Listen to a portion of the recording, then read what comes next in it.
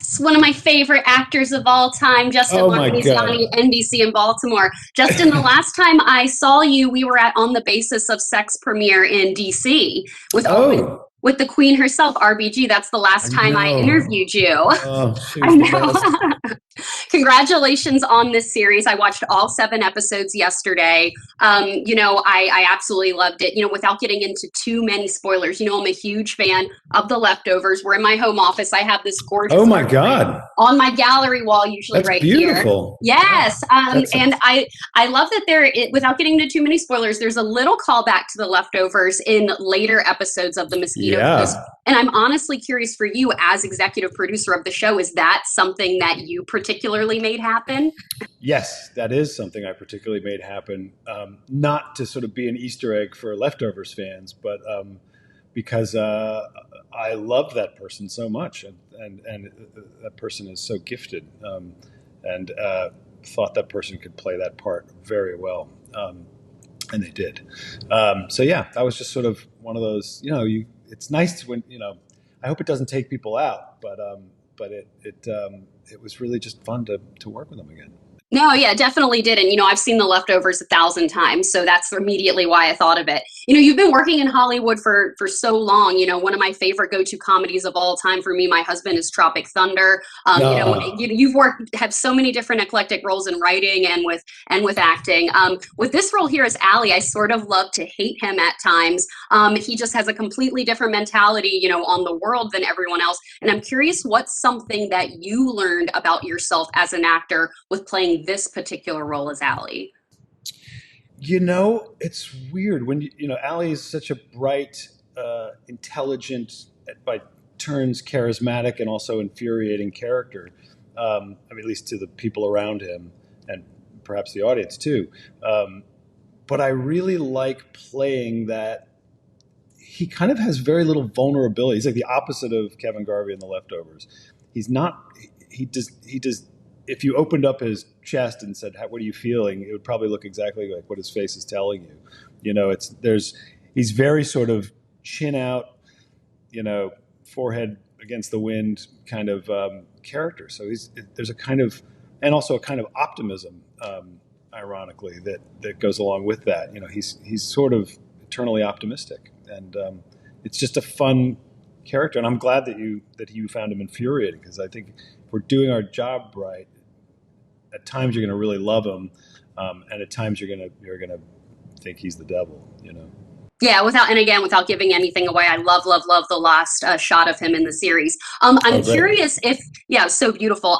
Has your uncle seen all 7 episodes yet? And No, was he on set at all? Was that super nerve wracking? he has not seen all 7. I think he's seen the first couple, and he was not on set. He was planning when we started shooting in Mexico, which was the majority of our shooting. He was planning on coming there, and being with us. And then cut to pandemic. And so he stayed put where he was, and it became too difficult to get him there. So fingers crossed if there's a season 2, he'll of course come to that set. But yeah, and also no, it wasn't at all intimidating, just because in a weird way it was comforting, because I was able to just, if I ever had any questions about Allie Fox, I could just shoot him a text, or call him, or without sort of that awkwardness of like, oh my god, to call the writer, and Yeah, yeah. Well, they are wrapping me. Like, I wanted to ask you about Mexico really quick. When I spoke to, Melissa and Gabriel Logan, Mexico is a huge character in and of itself in this series. yeah. And I'm curious for you, just working as an actor and executive producer on the show. I know Mexico is so beautiful and so many great things about working there. But what was the biggest challenge about working in all of these different locations in Mexico?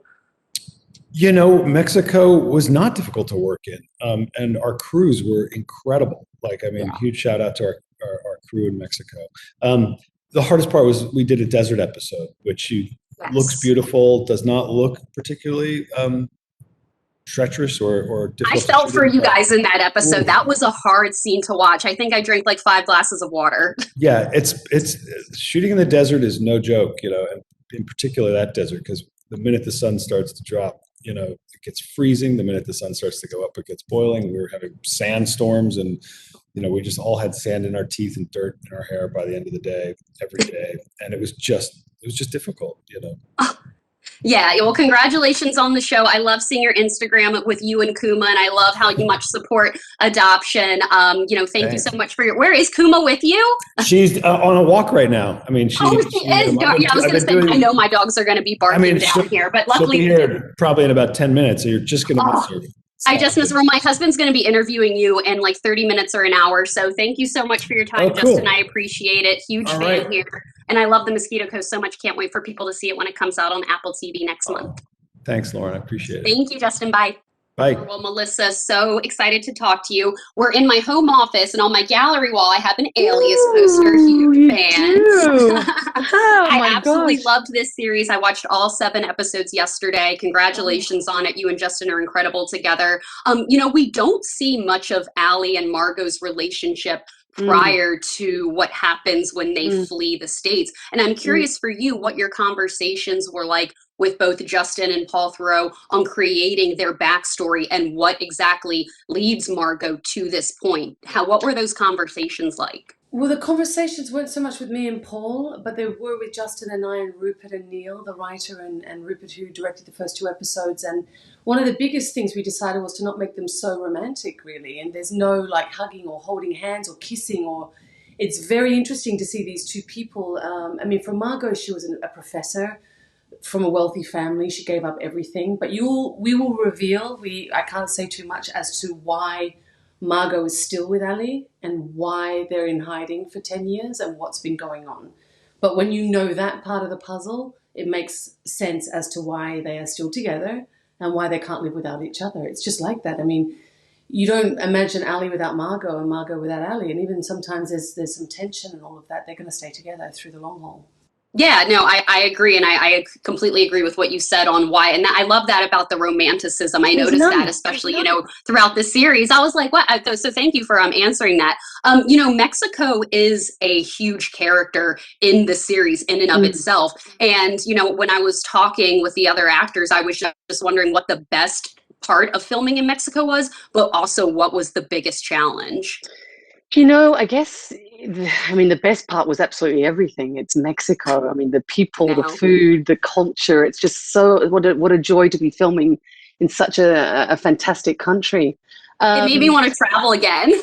Oh my, it was wonderful. And we were there all over Mexico, actually. And then the finale, when we went back after 6 months of confinement, the producer said, okay, we're going to take you to the beach towns. We're going to give you a little bit of a present, because it's been such a long shoot and at times quite difficult.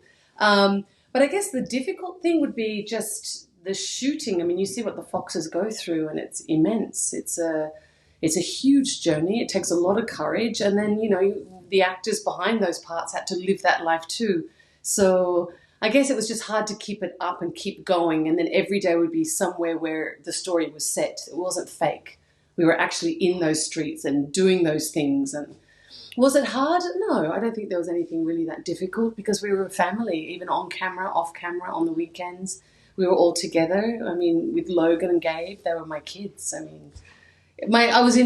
would come home and be like, okay, 20 minutes, I'll meet you downstairs. It was like that. Like just the thought of having 20 minutes without them was too long. So this was. Yeah, no, I love that so much. Well, they are wrapping me. I do want to ask you about Alias really quick because it is the 20th anniversary. Just curious 20 on years?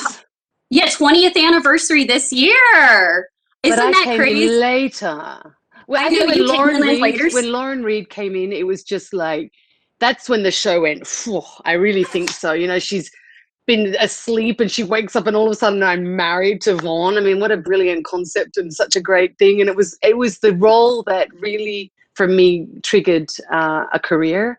And I'm grateful to JJ and everybody. And Jennifer was just the most stunning, almost like if you could think of a perfect human, it would be Jennifer. That's for sure. I interviewed her a few weeks ago for her new film, and she was just completely lovely. So it was just a joy to talk to you. She's just the best.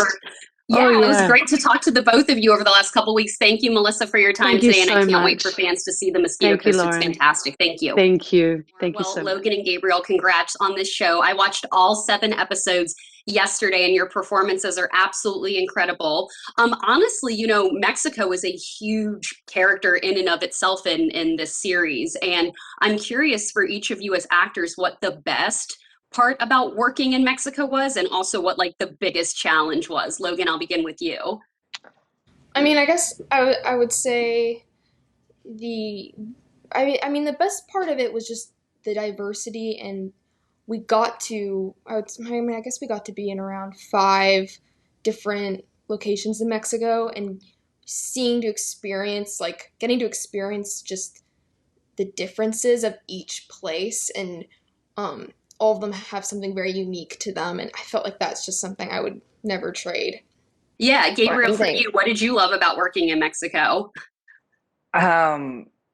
I mean, yeah, like Logan said, each city brought something new and unique. But I think probably my favorite thing about Mexico is just the people there.